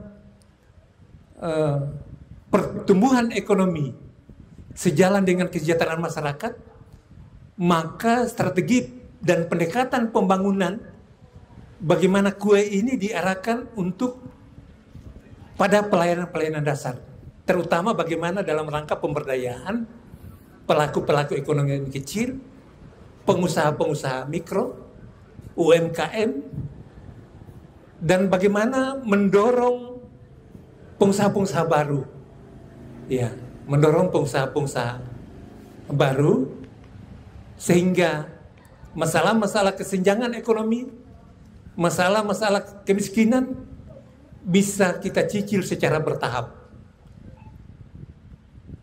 Program yang membutuhkan dana besar, misalnya infrastruktur jalan. Misalnya salah satu sasaran dari Bahtera Mas adalah bagaimana menghubungkan antara daratan Pulau Muna dan daratan Pulau Buton. Jembatan Baruta dengan Pelabusan, Jembatan Buton Muna. Jembatan Buton Muna. Kita berharap bahwa tidak mengganggu APBD. Dan itu dimiliki oleh Pak Nur Alam. Membangun masjid saja di laut sudah bisa. apalagi hanya membangun infrastruktur yang lain. Kita dapat dari dana alokasi khusus. Tergantung bagaimana figur itu punya kapasitas, punya pemahaman yang luas terhadap daerah, dan apakah dia bisa berkomunikasi dengan pemerintah pusat dengan bagus, bisa melakukan lobby-lobby untuk kepentingan daerah, bisa melakukan komunikasi-komunikasi, sehingga infrastruktur yang punya biaya relatif besar kita berharap bisa dibiayai dari DAK, tidak mengganggu APBD, sehingga APBD bisa kita arahkan pada sektor-sektor strategis, khususnya bagaimana kita mengangkat mereka-mereka yang ada di bawah, yang selama ini termarginalkan, sehingga secara bertahap angka kesenjangan ekonomi, angka kemiskinan di Sulawesi Tenggara bisa kita cicil secara bertahap, sehingga semua bisa tumbuh dan berkembang secara adil, seimbang, dan merata. Itulah Bahtera Mas, tidak coba-coba. Dia sudah punya pengalaman memimpin Sulawesi Tenggara. Dia punya track record yang saya kira tidak tertandingi selama kepemimpinan Sulawesi Tenggara. Dulu ada Pak Kaimudi, dulu ada Pak Alala, terkenal dengan konsep Bahtera Masnya, Gersamatanya. Hadir Pak Nur Alam dengan Bahtera Masnya. Ini sebuah strategi dan pendekatan pembangunan yang betul-betul komprehensif. Sebuah strategi dan pendekatan pembangunan yang memberdayakan masyarakat termarginalkan, masyarakat yang ada di bawah, masyarakat yang tinggal di wilayah-wilayah terpencil, sehingga saya katakan tadi bahwa salah satu ciri khas daripada program Bahtera Mas adalah inklusif, memberikan ruang dan kesempatan yang sama, termasuk mereka-mereka yang rentan dan termasuk mereka yang di daerah-daerah terpencil. Tidak menutup kemungkinan, misalnya sektor kesehatan, mereka-mereka yang menempati daerah terluar, daerah terpencil, bisa saja ada puskesmas, kapal, di atas kapal, iya, rumah sakit bergerak, berjalan, terapung. Iya, terapung. Yang jelas, bagaimana Sultra Kendari, Bau-Bau bisa menjadi pusat rujukan untuk masyarakat-masyarakat di sekitar kawasan timur Indonesia. Karena Pak Nur Alam pada periode pertamanya telah membangun sebuah rumah sakit yang representatif yang namanya Rumah Sakit Umum Daerah Provinsi Bahtera Mas. Ya. Ada juga jembatan Bahtera Mas kan? Kalau kita dipikir-pikir kan dengan uang APBD Sultra kan cuma berapa? Tapi kenapa beliau bisa itu? Dan ada harapan terbesar yang kita titipkan di pundak beliau, di pundak Ibu Tina. Bagaimana Kepton bisa terbentuk dengan cepat. Dan beliaulah paling paham tentang pembentukan Provinsi Kepulauan Buton. Karena beliau sebagai kepala daerah pada saat menjabat sebagai kepala daerah Provinsi Sulawesi Tenggara, gubernur adalah merupakan perwakilan pemerintah pusat, dan beliaulah yang menandatangani di Kolaka pada saat pengusulan Provinsi Kepton, sehingga kita titiplah kepada beliau. Ya, sekira itu Pak Irwan. Ya, terakhir ini soal pembentukan BUMD yang mungkin ini bisa dijadikan sebagai pelaku ekonomi untuk menggeser atau bisa memberikan kekuatan kepada pelaku ekonomi lokal yang selama ini kita tahu bahwa pemain ekonomi itu kebanyakan kelas kakap dan ya kalau kita minjam istilah yang ada sekarang ini oligarki istilahnya Pak Haji. Nah, gimana ini bisa menaikkan level kita sehingga tidak hanya sebagai penonton tapi juga menjadi pelaku ekonomi dilembagakan dalam bentuk BUMD tadi? Sebetulnya hakikat dan filosofi pembentukan badan usaha milik daerah adalah di dalam rangka untuk memfasilitasi pelaku-pelaku ekonomi kecil, dan itu sah menurut aturan. Ya. Ada beberapa sektor-sektor tertentu yang perlu diberikan kepada BUMD, karena BUMD ini adalah perpanjangan tangan pemerintah dalam rangka memberikan ruang pemerataan pemanfaatan sumber daya alam, ya, dalam rangka bagaimana barang dan jasa BUMD, ya. Cuman pengalaman yang panjang, misalnya BUMD di daerah kita selamanya berhenti di tengah jalan karena tidak memiliki tata kelola yang bagus. Tetapi kalau kita bicara tentang posisi dan manfaatnya, sebetulnya BUMD itu sangat penting sekali melekat di dalam sebuah pemerintah daerah di dalam rangka untuk memfasilitasi pelaku-pelaku ekonomi kecil yang di bawah melalui badan usaha milik daerah, dan terutama pada sektor-sektor strategis, misalnya BUMD di bidang kepelabuhanan, ya, bagaimana bisa mengelola, misalnya mungkin ada yang tol laut, sehingga biaya transportasi dari Surabaya ke Bau-Bau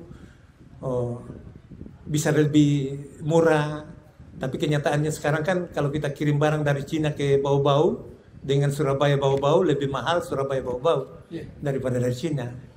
Itulah yang mempengaruhi daya saing ekonomi kota Bau-Bau. Kemudian ditinjau juga dari aspek transportasi udara, di mana Bandar Udara Betombari hanya bisa didarati dengan pesawat-pesawat berbadan kecil, apalagi dia pemain tunggal, Wings Air, dia menyebabkan harga tiketnya sampai 1,6, 1,8. Itu akan mengurangi daya saing ekonomi Bau-Bau. Ya, sehingga mudah-mudahan juga pemerintah kota Bau-Bau ke depan segera mempercepat ini bandar udara sehingga bisa didarati dengan pesawat Boeing yang berbadan besar, dan nanti Bandar Udara Betombari bukan jalur buntu tetapi adalah jalur transit yang menghubungkan antara kawasan barat dan kawasan timur Indonesia, dan itu mudah-mudahan bisa terjadi dalam 2-3 tahun, 5 tahun ke depan, sebab dari bandar udara ini juga akan berkontribusi terhadap peningkatan daya saing ekonomi kota Bau-Bau. Sekarang orang mau ke Bau-Bau, pengusaha-pengusaha besar yang ada dari Surabaya, dari Makassar, dari Jakarta mau ke sini, berhitung pengusaha besar tidak mau naik pesawat kecil. Apalagi pesawat kecil lagi pula harganya mahal sekali, harga tiketnya. Itulah yang memberikan pengaruh atau dampak besar terhadap salah satu ekonomi kota Bau-Bau. Ya, ini daging semua ini apa yang beliau sampaikan. Jadi kalau kita mau memilah dan memilih ini semuanya punya nilai begitu. Nah ini kita sudah berada pada pukul 23. Kita lanjut Pak Haji? Masih kasih ruang, kalau saya. Iya, rupanya Pak Haji masih menantang kita ini. Masih kasih ruang. Gimana peserta? Masih ada yang mau bertanya? Silakan. Kita masih dikasih ruang oleh Pak Haji ini. Atau kita butuh pemantik kayaknya Pak Haji ini. Ada pemantik sebelah kiri nih. Ya, silakan. Terima kasih Pak Moderator, Pak Haji yang saya hormati, anak sekalian yang saya banggakan dan sangat sayangi. Tadi saya potong kalimatnya Pak Haji, sedikit saya ambil, bahwa memilih pemimpin khususnya Gubernur Sulawesi Tenggara, jangan coba-coba, jangan sampai kita jadi cobe-cobe. Dan kemudian tadi ada pertanyaan dari salah satu penanya atau keraguan mungkin Pak Haji, apa yang disampaikan terkait dengan kesejahteraan, kenapa sumber daya alam kita begitu hebat, Tapi kenapa masyarakatnya miskin? Barangkali saya kembali lagi, yang tidak kita inginkan adalah jangan sampai seperti ayam mati di lumbung padi. Bahtera Mas ini, saya tidak menyebut, saya menyebut dulu Bahtera Mas, program Bahtera Mas ini, yang merasakan manfaatnya itu adalah anak-anak saya sekalian, khususnya mahasiswa yang ada di umum ini. Tadi beberapa hal yang disampaikan oleh Pak Haji, pemaparan tentang SDM, peningkatan sumber daya manusia. Tentunya ini harapan untuk generasi muda, para mahasiswa. The future lies with the young. Waktu yang akan datang itu di tangan pemuda. Maju mundurnya sesuatu bangsa ditentukan pemuda masa kini atau generasi masa kini. Anak-anakku sekalian, perseteruan hidup ke depan bukan semakin hari semakin gampang. Di eranya kalian, kalau kamu orang tidak punya motivasi yang tinggi, tidak membekali diri kalian dengan ilmu yang kamu orang miliki, maka akan susah hidup berkompetisi masa depan. Saya berharap dari kalian anak-anakku yang kuliah di umum ini, tidak sekedar kalian memiliki jasa, tapi kalian harus memiliki ilmu yang kamu orang kalian pelajari di kampus ini. Terlebih lagi, sosok kamu orang bisa jadi panutan, sosok seorang Haji Ibrahim Masela. Apa yang saya katakan tadi, boleh beliau pensiun, boleh beliau pensiun, tapi pikiran, ide dan gagasannya akan dipakai semua para anak-anakku sekalian. Ingatlah, kalian kalau tidak berpikir inovasi dan inovatif pemikiran kalian, dia stagnan pemikiran kalian, khawatir sekali lagi saya katakan khawatir. Olehnya itu, dengan adanya program Bahtera Mas ini, manfaatkanlah anak-anakku sekalian, manfaatkan anak-anakku sekalian. Sekali lagi saya katakan, di dalam kampus ini, kampus UMI, kalian tidak sekedar memiliki jasa, tetapi apa artinya ijazah kalau kalian tidak memiliki ilmu? Billahi taufiq wal hidayah. Assalamualaikum warahmatullahi wabarakatuh. Yang mau bertanya? Aku ada satu barangkali. Silakan. Ya. Kurang dipantik tadi. Jadi tadi apa sih yang kita tadi disebutkan bahwa keberhasilan penerapan, dan kemudian hari ini harapan kita mudah-mudahan Ibu Tina Nur Alam 2024-2029 menjadi Gubernur Sulawesi Tenggara. Saya mau sampaikan adik-adikku sekalian, paling gampang kalau melihat rekam jejaknya Pak Nur Alam ketik itu di YouTube, pengakuan dua Presiden Republik Indonesia, yaitu Pak SBY dan Pak Jokowi, ada di YouTube. Adik-adik bisa buka pengakuannya dua Presiden Republik Indonesia terhadap program yang dilakukan oleh Pak Nur Alam. Mungkin sambil menunggu penanggap atau yang bertanya, saya kembali mau melempar ini apa yang disampaikan oleh Pak Usman tadi. Jadi beliau sudah memantik kita bahwa jangan coba-coba mencari pemimpin, cari pemimpin yang punya pengalaman. Jangan sampai kita jadi cobe-cobe. Ya, jangan sampai kita jadi cobe-cobe. Nah, dan bicara soal pengalaman, ya beliau punya rekam jejak sebagai orang yang punya hubungan secara historis dengan Pak Alam, karena beliau ini adalah ketua PAN Buton Selatan, yang mana saat itu masa keemasan PAN ketika dijabat oleh ketuanya Pak Nur Alam sebagai ketua PAN Sulawesi Tenggara. Jadi beliau ini jaringan PAN di Buton Selatan gitu, maksudnya.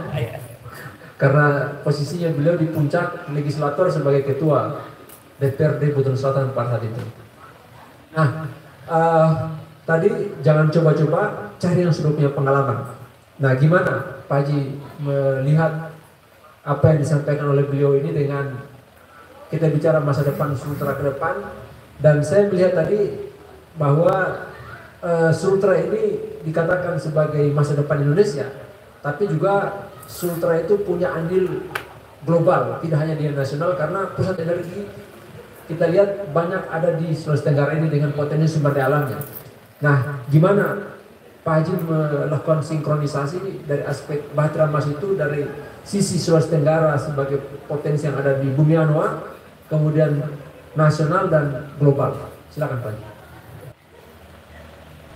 Kita memiliki sumber daya alam yang besar, tidak hanya berkontribusi dalam kehidupan bernegara secara nasional, tetapi juga berkontribusi secara global.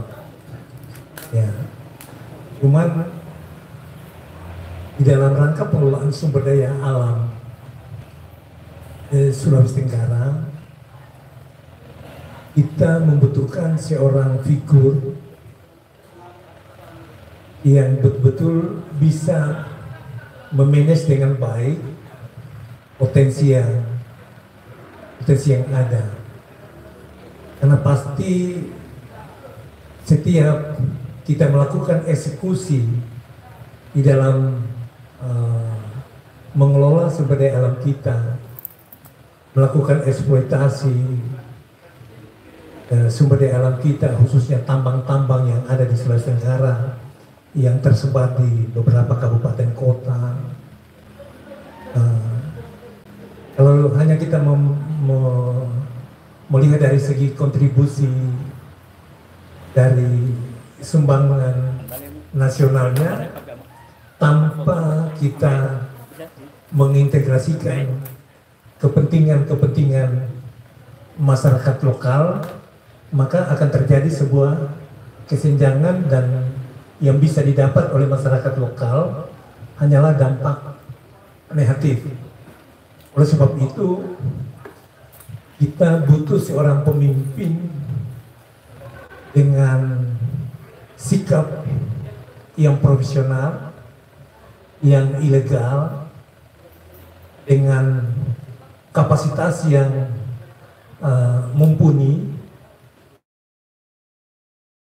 track record yang bagus, dan dia sudah paham tentang apa yang harus dilakukan di daerah ini dari seluruh aspek pembangunan.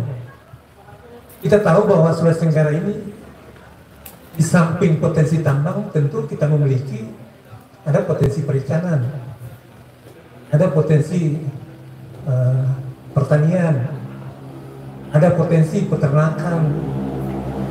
Ini adalah sektor-sektor ekonomi belum dimanfaatkan secara maksimal, masih jauh dari harapan-harapan kita, ya, yang harus memerlukan pemikiran-pemikiran yang lebih intensif lagi.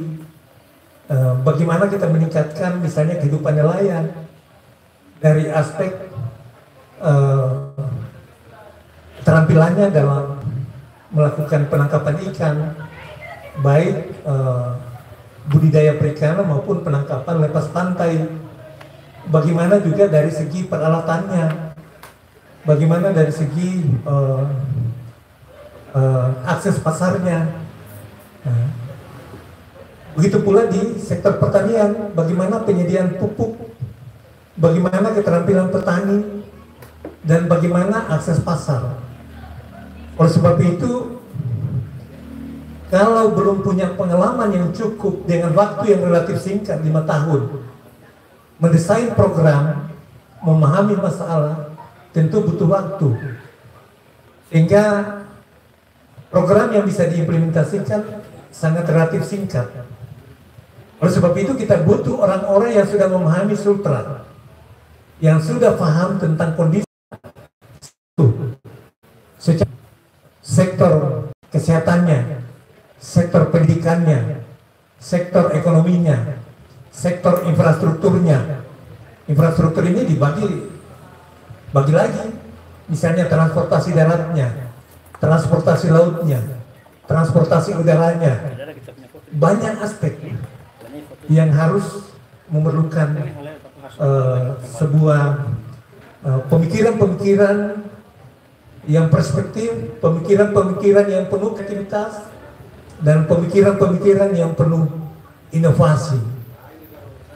Bukan memimpin suatu wilayah dengan coba-coba, itu saya kira akan berdampak besar. Salah meletakkan strategi dan pendekatan pembangunan dalam sebuah kawasan, salah memahami tentang kondisi objektif wilayah, potensi wilayah, berapapun dana yang diarahkan tidak akan memberikan kemanfaatan yang besar terhadap kepentingan kesejahteraan masyarakat. Kita butuh seorang pemimpin yang mampu bicara tentang program, bukan pada pendekatan proyek, bukan pendekatan pimpro.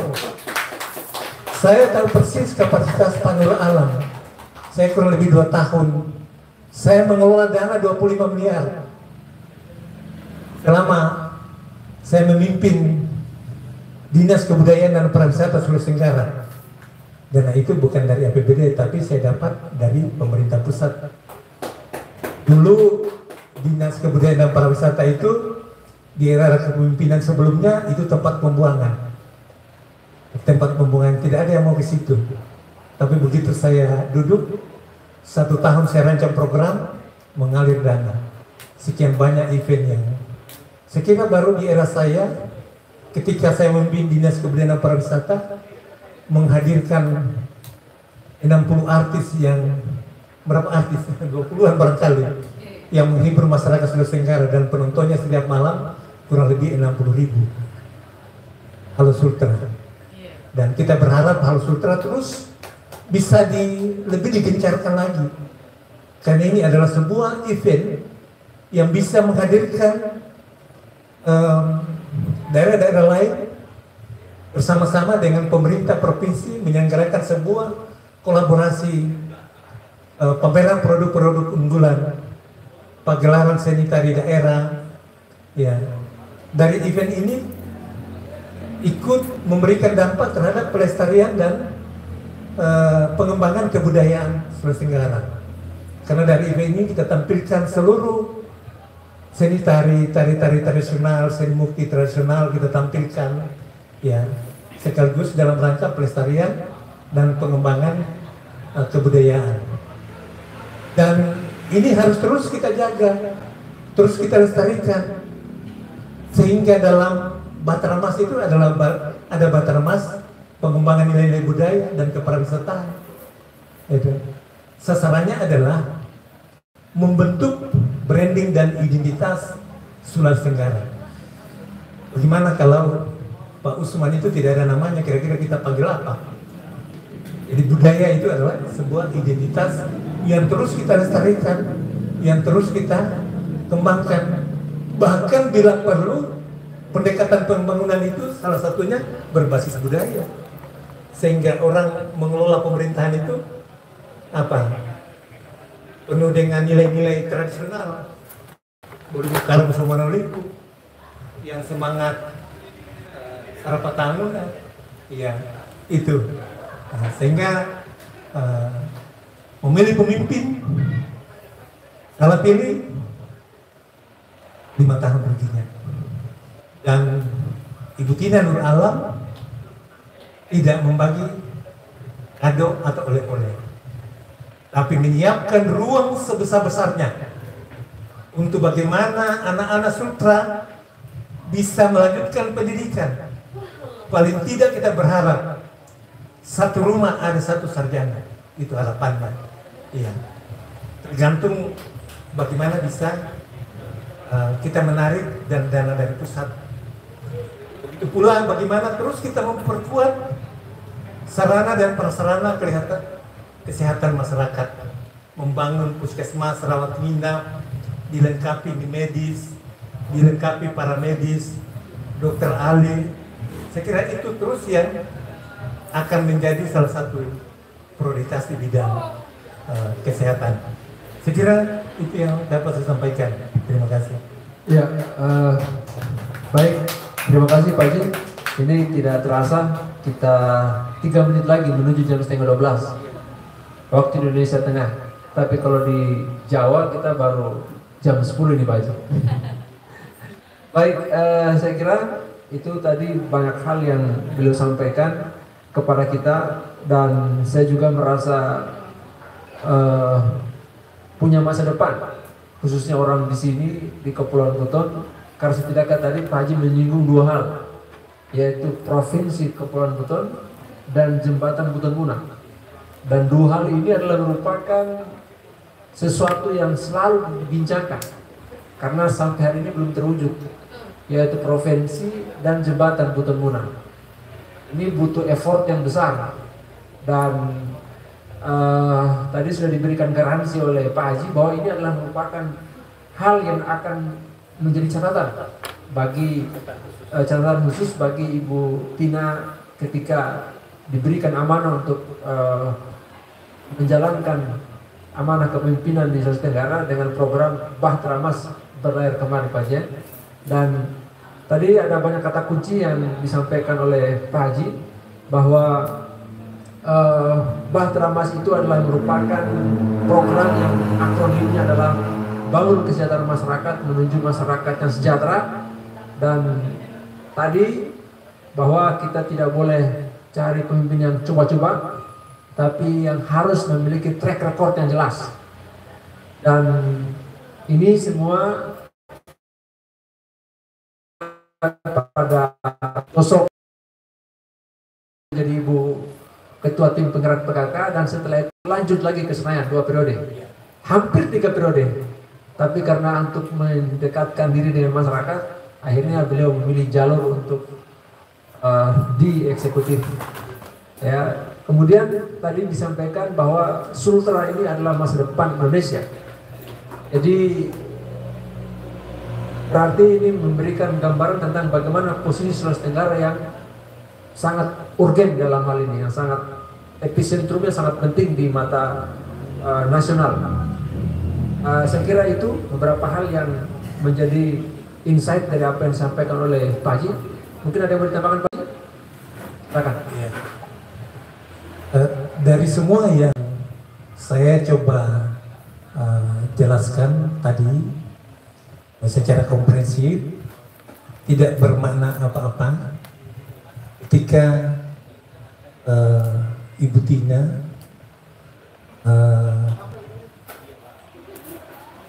tidak mendapatkan dukungan dari masyarakat. Oleh sebab itu kita berharap bahwa masyarakat Sulawesi Tenggara dapat menjatuhkan pilihannya sama Ibu Tina, sehingga apa yang menjadi program yang telah kita jelaskan secara panjang lebar bisa kita implementasikan dalam 5 tahun ke depan. Dan saya yakin dan percaya bahwa dalam pemilihan gubernur 2024-2029 Bu Tina lah pemenangnya. Terima kasih. Ya. Jadi itu tadi yang beliau sampaikan. Saya kira ini juga menjadi kata kunci dan jawaban terkait dengan tanda tanya yang muncul di publik. Setidaknya beliau bisa dijadikan sebagai referensi untuk bisa menjawab persoalan-persoalan tersebut. Saya kira cukup pertemuan kita malam ini, dan memang waktu 1,5 jam kurang.